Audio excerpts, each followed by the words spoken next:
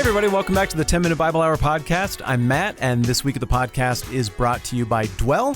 It's an audio Bible app that I love, and there are details about that down in the show notes so you can try it out for yourself. All right, my friends, we are in the home stretch on Matthew chapter 1, but there's one glaring question that I want to tackle before we move on to a summary of that and then into Matthew chapter 2 next week, and that's this. If Jesus was adopted by Joseph and Joseph is not his physical father, then wouldn't that invalidate Jesus' claim to sit on the throne of David? I think this is a really fair question, and I think there's a few different ways that we can respond to that. And the first is this. It's possible that Jesus is actually double descended from David, descended by adoption on his dad's side and descended by blood on his mom's side. Now, we don't know this for sure, but a lot of people think that Luke chapter 3 is the genealogy of Mary. I don't know if the genealogy in Luke chapter 3 is actually Mary, per our discussion in an earlier episode, but that is one possible answer to the question. I think the far better answer to the question is just to think about the nature of adoption itself. Okay, let's say you go out and adopt a kid, right? And then, it's horrible and tragic and sad, but your spouse dies, and then you die in a tragic sheep shearing accident.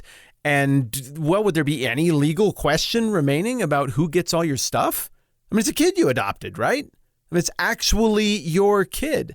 I mean, surely none of us view adoption as some sort of second-class thing. Legally, an adopted kid is your kid, a biological kid is your kid, and the biological kid might get all of your strengths and weaknesses and genetic disorders, while the adopted kid might not get all of those same things. But in every other sense, in terms of love and affection and inclusion and all of the rights and titles that come with your family, they're both fully in. And that's not a new idea. That's how adoption has always worked. And if anything, I might argue that it more so worked that way in the past because adoption didn't necessarily have all of the hoops.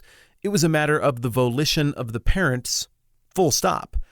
And now you got to fill out the paperwork and do all the things. There's a very long process to all of this. But at the time of Jesus, it would have been very simple. If Joseph divorced Mary quietly, as he'd originally intended to do, then he didn't adopt Jesus. If he goes ahead and marries Mary, as he did end up doing, then the moment he does that, he's adopted Jesus, and Jesus effectively and legally becomes his firstborn son.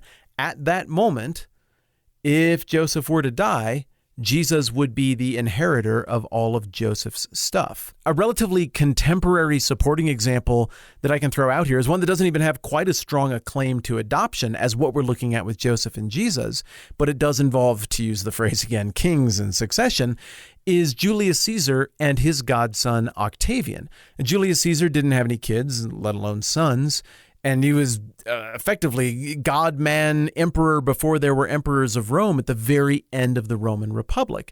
And when he dies in 44 BC, having sort of named an heir, I mean, it's this kid Octavian, this political genius, but not ever fathering an heir.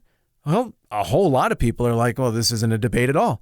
That kid right there, even as godson, is inheritor of all of the rights and privileges and titles that Caesar has. Now, in fairness, a bunch of other people were like, no, it shouldn't work that way at all, and we should have a giant civil war and kill each other, and eventually that does get sorted out. Once again, we've talked about this before, with Octavian winning and taking the title Caesar of Victory, Caesar Augustus the Great, and Mark Antony and his girlfriend Cleopatra dying by snakebite suicide down in Egypt. So, while I have to admit that there were people who wanted to seize the opportunity upon Caesar's death to claim power for themselves, the biggest empire in the history of the world to date was cool with acknowledging the legality of the claim of Octavian. So if that was good enough there, Jesus' claim through Joseph is probably good enough in the minds of all of the original audience as well. And further, in support of this idea that adoption is more than good enough, is that it's clearly more than good enough for God. The whole idea of what Jesus is doing here in the Gospel of Matthew is that he's building a new family of faith that goes beyond ethnic boundaries. And Ephesians chapter 1 and verse 5 nails down this point even further. God decided in advance to adopt us into his own family by bringing us to himself through Jesus Christ. This is what he wanted to do, and it gave him great pleasure. So if adoption is legit enough in the mind of God for him to use the title sons and daughters for people who used to not know God and even be enemies of God, but are now made Christians, then this is kind of a giant vote of confidence for the officiality of the notion of adoption in the mind of God as well. Now, another question that might come up here when it comes to this whole genealogy thing and stepping back and looking at a big picture is just the question of how do we know this thing is even right? Where do you get these names? Do people just make stuff up? Was this all on reputation or rumor? But we know from the contemporary historian Josephus, who again I've talked about before, he was a Jewish historian who had been doggedly Jewish and then found himself on the wrong side of the war when there was a rebellion and Rome came to shut things down. That's the rebellion that ultimately culminated in the destruction of the temple in 70 AD. Josephus kind of jumped over to Rome at the last minute and wrote a bunch of histories. So he's a fascinating character, and some people came at him and criticized him pretty hard. And so in Josephus's autobiography, so a biography he writes about himself, there's a line in there, and I should have looked it up, I don't remember exactly where it is, where it basically says, look, if anybody's not sure about my pedigree, you can just go and check the records. They're right there. So apparently, according to Josephus, who people of all religious stripes and not religious stripes regard as a pretty reliable source from the first century, Josephus is saying there were records that were kept. So Luke, in his gospel, leads the thing off by describing his historical methodology and saying, well, I went and I dug this stuff up and I looked around because I wanted to give you, an accurate representation of this stuff. He's talking to his I don't want to say mentor, what's the word? His benefactor, Theophilus. And so we can assume that Luke did research and went and checked public records to get his genealogy. That probably supports the idea that this is Mary's genealogy because it discounts the idea that Luke just made stuff up or whiffed on everything. He'd do a really good job of embarrassing himself quickly if he got the genealogy wrong. It also supports the idea that Matthew probably went and was able to easily grab Joseph's genealogy as well.